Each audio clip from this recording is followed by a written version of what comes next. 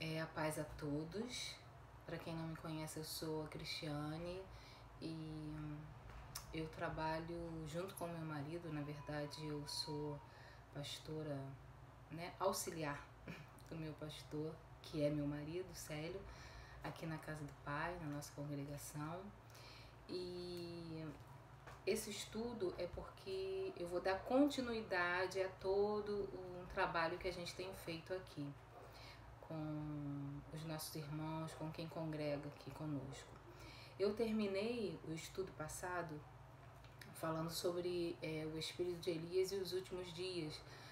E a minha base de estudo foi Malaquias 4, de 5 a 6. Eu vou ler para vocês e vou dar sequência no que a gente vai estudar agora nesse tempo, tá? Malaquias 4, 5 e 6 diz que eis que eu mesmo vos enviarei o profeta Elias antes que venha o grande e assustador dia de Yahvé. E Elias procurará fazer com que os corações dos pais se retratem perante seus filhos e os corações dos filhos se convertam aos seus pais. Do contrário, eu virei e castigarei a terra com maldição. Esse profeta, Malaquias, ele está dizendo que antes do grande e terrível dia do Senhor, Deus vai derramar a mesma unção que estava sobre Elias. E isso, o que se refere? Isso se refere a Elias vai vir novamente. Não. Isso se refere a um manto profético,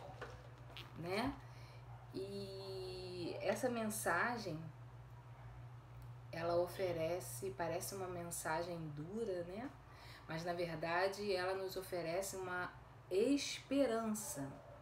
Que tipo de esperança é essa? Esperança para um arrependimento antes do grande e terrível dia do Senhor, antes do juízo, Lá, o juízo final.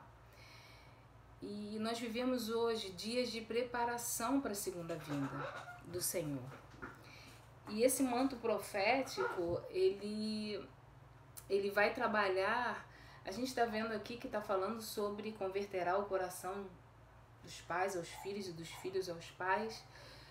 Então a gente, mediante tudo que a gente já estudou, sobre o espírito de Elias, ele vai converter, ele vai reconciliar, Eu tratei sobre isso de uma forma, uma expressão sobre reconciliação geracional. A nível de família e também a nível de relacionamento como igreja.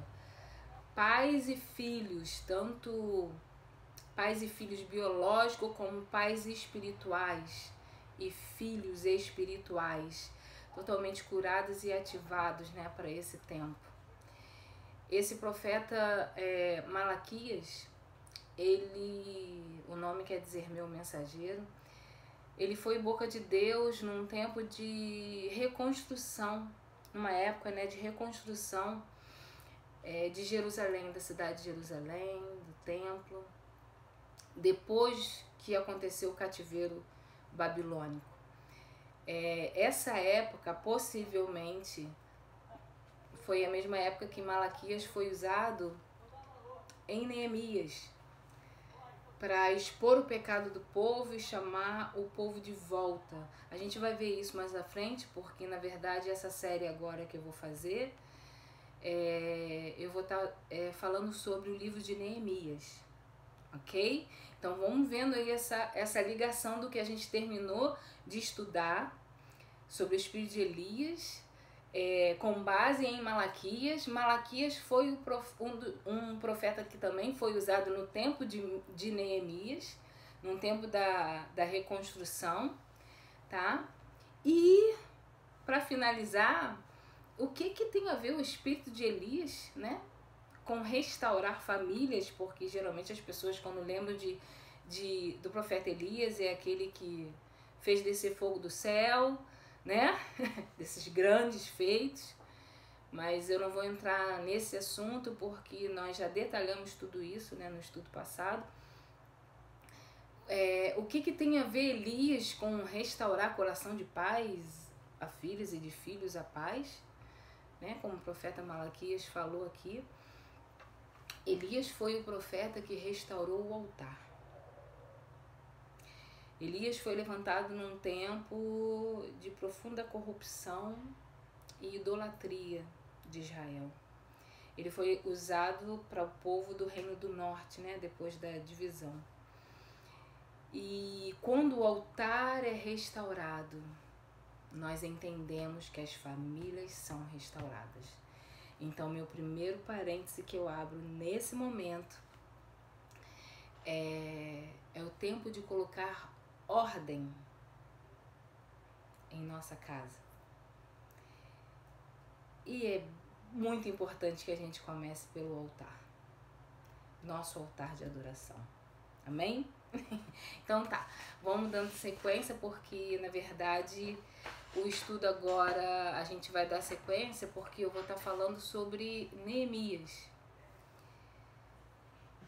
Essa mensagem que eu acabei de falar de Malaquias, eu falei que era uma mensagem de esperança. Por que de esperança? Porque esperança para arrependimento antes do juízo. E Neemias, quando a gente lê o livro de Neemias, é como se nós estivéssemos lendo uma carta de esperança. Esperança do quê? Uma carta de esperança para a reconstrução da nossa nação. Porque Neemias, ele foi usado numa época, né, de reconstrução.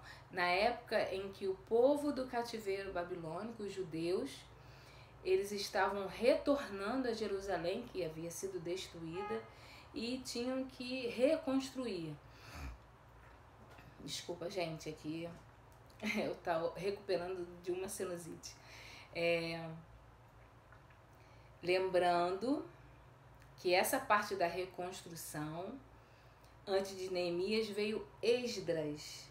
E Esdras começou a reconstrução por onde? Uma cidade destruída. Por onde que a gente começa? Assim, a gente começa a pensar como que a gente tem que se proteger para reconstruir uma cidade. Pelos muros? Não. Um povo de Deus entende que a reconstrução começa pelo altar. Olha a ligação de tudo isso aí. Olha esse mistério aí do altar. A adoração. Ok? Então, eu vou comentar tudo isso mais à frente, tá? Assim também como eu vou estar comentando sobre se a gente está falando agora sobre a reconstrução, a gente também vai voltar um pouquinho atrás para a gente entender o que aconteceu para que tudo fosse destruído, né? Para que o povo fosse levado ao cativeiro, Jerusalém fosse destruída. A gente entendeu o apogeu do reinado de Israel durante o reinado de Davi, o declínio depois, né? Para alguns vai ser só recordar, mas a gente vai relembrar e ao mesmo tempo acrescentar algumas coisas, como que se perde uma identidade a nível nacional. Mas também a gente vai estar vendo, por meio de Neemias, o que aconteceu naquela época em termos de reconstrução, que afetou todo o povo, mas afetou inclusive toda uma sociedade. Isso vai ser importantíssimo pra gente, tá? Eu quero deixar aqui, mas por que estudar o Antigo Testamento? Ou por que eu tenho que ver o povo de Israel? Eu quero deixar para vocês Romanos, capítulo 15, versículo 5, e também 1 Coríntios 10, 11. Mas eu vou ler só Romanos 15, 5, que diz assim: porquanto tudo que foi escrito no passado foi escrito para nos ensinar, de forma que, por meio da perseverança e do bom ânimo provenientes das Escrituras, mantenhamos firme a nossa esperança. Ok? Tudo que aconteceu com Israel nos serve de exemplo, tá? Do que é certo e do que é errado. Porque na verdade Israel é um povo que Deus levantou para que fosse como um sinal e um símbolo para todas as nações. Como Deus trata com o seu povo e com todas as nações no geral. Tá bom? Então a gente agora vai entrar, vou estar compartilhando aqui, abre aí sua Bíblia de papel ou online em Neemias. Quero convidar para quando você terminar esse vídeo, leia Neemias, na verdade leia Esdras e Neemias, essa sequência. Isso vai ser assim muito importante, tá? Sempre, todo estudo, o fundamento está nas escrituras, na palavra. E a gente tem que conhecer a palavra, entendeu? Importantíssimo. Neemias. Vamos lá. No hebraico é como se fosse Deus é meu deleite. A tradução.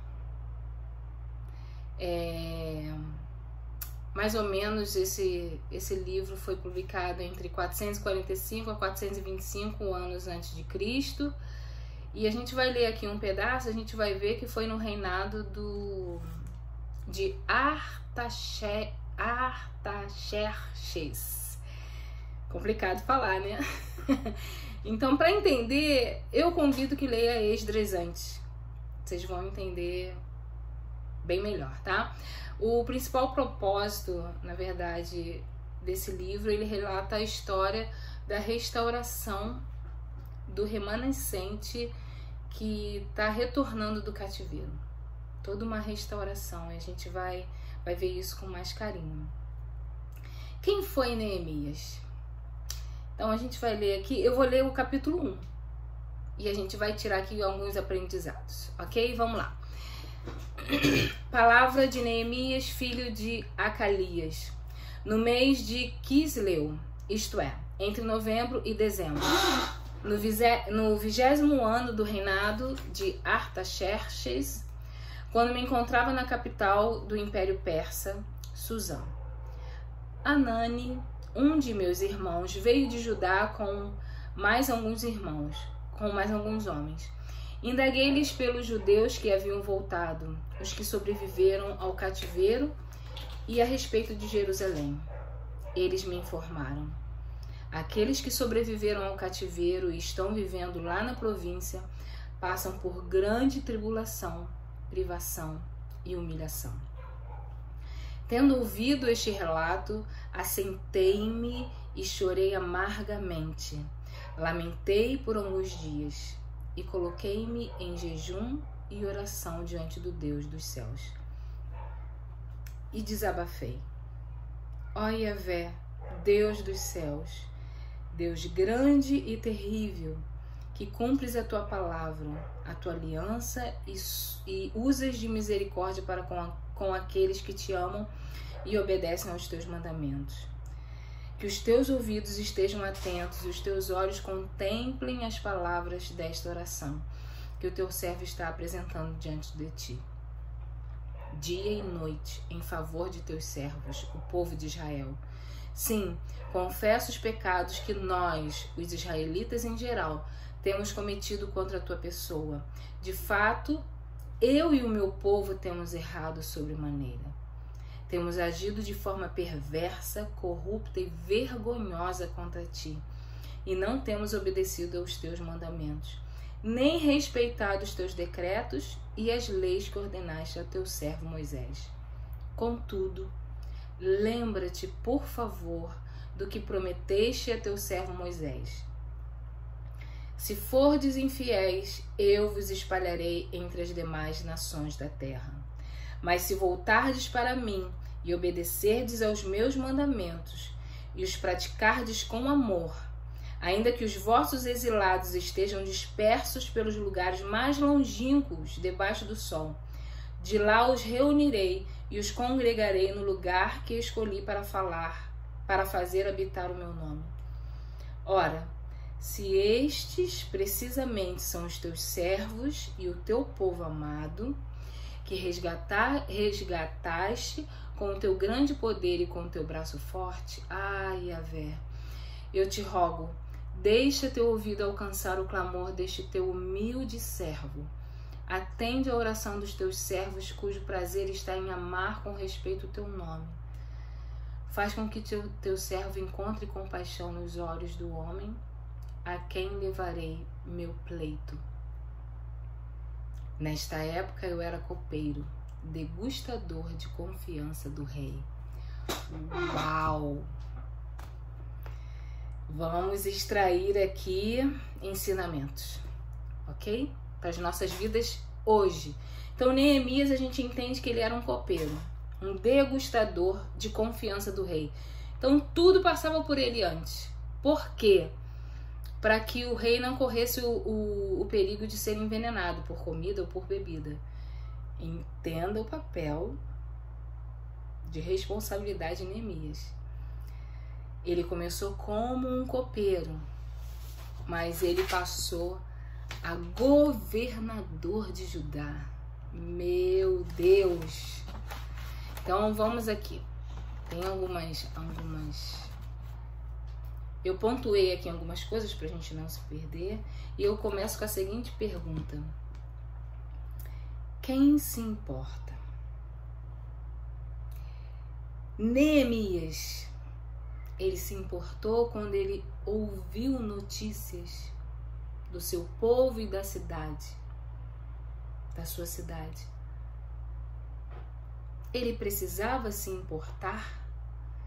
E a gente vai ver que ele não se importou apenas em orar, porque às vezes a gente se importa orando, né? Só ora sem fazer. Mas Neemias foi além disso, ele se importou. E um autor desconhecido, eu não sei, então não posso dizer quem foi.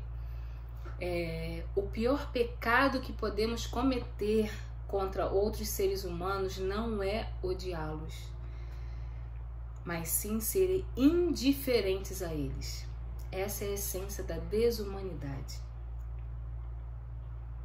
Ser indiferente é um dos piores pecados. E a gente tem que entender, né, que Neemias se importou. E na verdade, qual foi a reação de Neemias quando ele recebeu essas más notícias? Realmente foi se importar, né? Ele não se importou apenas em orar, mas a gente vai ver o que ele fez. Foram notícias lamentáveis, tristes. E ele realmente se importou com a sua cidade, com os seus. E agora eu quero abrir um parêntese. Qual é a minha e a sua reação diante de más notícias? Qual é a minha e a sua reação em se importar com o próximo, como Jesus nos ensinou? Porque hoje, na verdade, em meio ao Covid, né, 19, uma das maiores expressões de amor é se importar com os mais fracos, com o próximo. Não estar pensando em si somente, mas no próximo. Então, Neemias, ele se importou, a sua alma se angustiou, ele chorou, ele lamentou, ele orou pela sua pátria, ele confessou os pecados do povo, ele se identificou com o povo e se incluiu em pedir perdão em oração, em nome do povo. Ele se identificou. E tudo ele estava pautado numa promessa, né? Numa promessa que Deus tinha feito aqui no versículo 8 e 9. Se fordes infiéis, eu vos espalharei entre as demais nações da terra. Mas se voltardes para mim, obedecerdes os meus mandamentos e os praticardes com amor, ainda que os vossos exilados estejam dispersos pelos lugares mais longínquos debaixo do céu, De lá os reunirei e os congregarei no lugar que escolhi para fazer habitar o meu nome. E aí ele fala, Senhor, se esses exilados que estão voltando é o teu povo, então escuta, Senhor, nos perdoa, né? E ainda pede, faz com que teu servo encontre compaixão nos olhos do homem a quem levarei o meu pleito. Ele já estava orando, já também tinha em mente aquilo que ele queria fazer. O coração dele queimou por fazer algo. E vamos começar aqui algumas lições. Neemias não ficou perguntando para Deus por que aquilo tudo estava acontecendo, porque na verdade Neemias já sabia o motivo, que foi a quebra de aliança. Guarda isso, quebra de aliança. Você vai ouvir eu falar sobre isso várias vezes, e na verdade nas aulas, né, à frente, você vai entender o antes, né? Antes do cativeiro, o que aconteceu para eles chegarem no cativeiro. E guarda essa frase, quebra de aliança. Ele sabia que Deus é um Deus de aliança, e a promessa que ele havia dito. É importante aqui, ó, no capítulo 2, começa assim, ó. No mês de Nissan, Abib, isto é, entre março e abril, do 20º ano do rei Artaxerxes, na hora de servir-lhe o vinho, levei-o ao rei. Nunca antes eu havia me apresentado com um semblante triste na presença dele. Por esse motivo me indagou: por que o teu rosto está entristecido se não estás enfermo? Isso só pode ser tristeza de alma.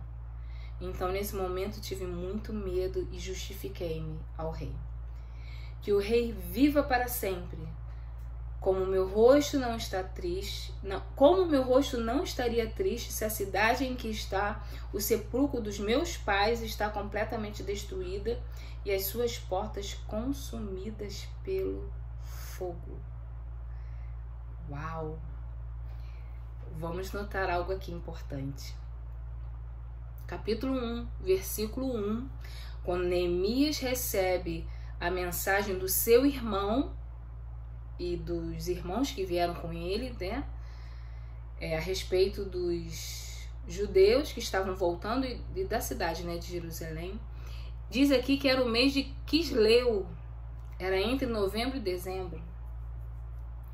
E aqui está dizendo que quando ele se apresentou com esse semblante triste, era entre março e abril. Uau! Então quer dizer que ele ficou mais ou menos 120 dias, mais ou menos 4 meses, para levar o seu pleito diante do rei. Vamos aqui, o que a gente pode aprender com isso? Neemias, ele não se precipitou, ele esperou, ele clamou ao Senhor e soube esperar, ouvir a direção de Deus e saber a hora certa. Ele também não se preocupou, ele se preocupou com as pessoas, mas também com a cidade, né, que levava o nome do Senhor. E Neemias, ele foi determinado porque ele sabia o que precisava ser feito e ele fez até concluir, que a gente vai ver mais à frente. Ele esperou ouvir, e eu quero aqui abrir um parêntese, né? Ele não se precipitou, guarda isso. Precipitação. Ele não largou a função dele correndo assim que ele recebeu a notícia e foi logo diante do rei. Não. Ele buscou o Senhor por 120 dias antes de colocar com todo o discernimento e equilíbrio diante do rei o pleito dele, para que ele pudesse seguir em frente, que a gente vai ver depois disso, né? Gente, Ele sabia que o tempo dele de copeiro naquele momento estava acabando, mas ele não largou a sua função antes da hora. E ao mesmo tempo, a gente precisa entender que foi importante essa função de copeiro, porque foi por meio dessa função que Neemias foi preparado para assumir o governo, como governador de Judá. Ele foi preparado aqui, como copeiro. E isso é importante demais para a gente entender que Deus, ele nos envia sempre na hora certa, para o lugar certo. Mas eu quero que você entenda agora, hoje, onde você está. Esse lugar pode ser um lugar que esteja te preparando para o envio que Deus tem para fazer sobre a sua vida. Ore por isso. Esse lugar que você está hoje pode ser uma preparação de Deus na sua vida para o chamado que está por vir. Eu quero abrir aqui um parêntese também, que eu acredito que nesse tempo o Senhor está forjando e levantando verdadeiros missionários e não mais mercenários. Não estou generalizando, existem missionários genuínos. Na verdade, o ID é para todos, né? Mas existem pessoas que têm um chamado específico como missionário, mas eu creio que esse tempo o Senhor está nivelando e levantando missionários legítimos, tá bom? Então, recapitulando, Neemias foi um homem que se importou, que ele sentiu o que Deus sente quando vê as ruínas, e ele fez o que Deus faria. E a gente pode fazer muitas coisas para Deus sem sentir, sem ter os mesmos sentimentos dele. Eu e você, nós, igreja, é tempo de refletir e de se arrepender da nossa preocupação maior em fazer do que ser. Da nossa preocupação maior em fazer muitas coisas e não em ser. Quantos cultos são realizados e cumpridos, toda a liturgia, toda a rotina de um culto, toda a liturgia, mas que não tem a manifestação e a glória do Senhor. Medita no que eu vou falar, porque é para eu e você, igreja. Um culto, ele pode ser um bom refúgio, um bom lugar para afligir espiritualidade. Então, agora o tempo que a gente está vivendo é para saber realmente quem nós somos. Sabe quem nós somos? Não é o que nós estamos assim por meio de um vídeo, atrás de um púlpito. Não, nós somos o que nós somos dentro da nossa casa. É dentro da nossa casa que nós refletimos realmente quem nós somos. E Deus, nesse momento em que estamos, né, com as nossas famílias, nós não estamos aprisionados. Estar em casa, em família, não é uma prisão. Mas se Deus permitiu esse tempo, como eu falei anteriormente sobre o altar, eu também quero falar para que a gente possa rever todas essas coisas. Espírito Santo, compartilha dos teus sentimentos com a tua igreja. Que isso seja compartilhado, ok? E eu quero finalizar, como eu anotei aqui, deixa eu pontuar aqui. Neemias foi um homem que se importou, ele entrou na brecha por toda a sua geração que estava destruída. Ele trocou o palácio, mesmo sendo um copeiro naquela época, ele trocou um palácio por uma cidade em ruínas. Mas ele acreditou em algo que ninguém mais acreditava. Ele teve determinação, saber o que precisa ser feito e fazer até concluir. Por favor, outra expressão que a gente tem que meditar e, Senhor, que isso se torne real. Obras concluídas. Quantas vezes começamos algo e paramos, começamos e paramos, começamos e paramos. Obras concluídas, assim como Jesus. Jesus é o nosso espelho, ok? Determinação, saber esperar, quer dizer, ouvir Deus antes de qualquer decisão. É muito perigoso a precipitação, como eu falei. A gente tomar decisões em meio a turbulências. Nós podemos errar em nossas decisões, tá? Aprender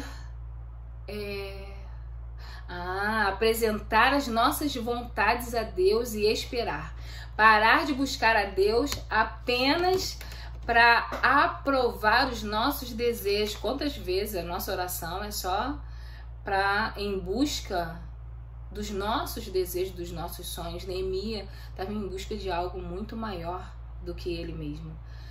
Ele sentiu a miséria do pecado, se colocou na brecha em oração, em jejum, em lamento, gemeu, chorou pelas ruínas da sua geração.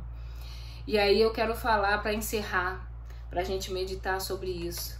Intercessores genuínos. E eu creio que, assim como missionários e não mercenários, é um tempo de se levantar intercessores e não transgressores. Porque se você que diz ter uma autoridade espiritual para se colocar como um intercessor, que na verdade é a igreja, né, a intercessão entre o céu e a terra, mas eu quero falar, né, com a igreja que tem se colocado, né, na visão correta como uma casa de oração para todos os povos, para que a gente possa interceder, né, trazer a realidade do céu para a terra. Se uma autoridade espiritual não se submete a uma autoridade constituída por Deus, isso é espírito de controle. Então, eu quero encerrar o estudo de hoje assim.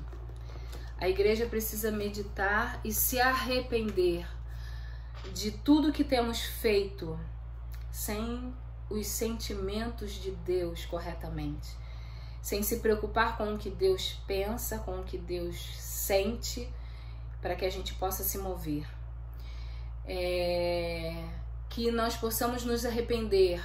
Estou falando a nível de missionários e intercessores.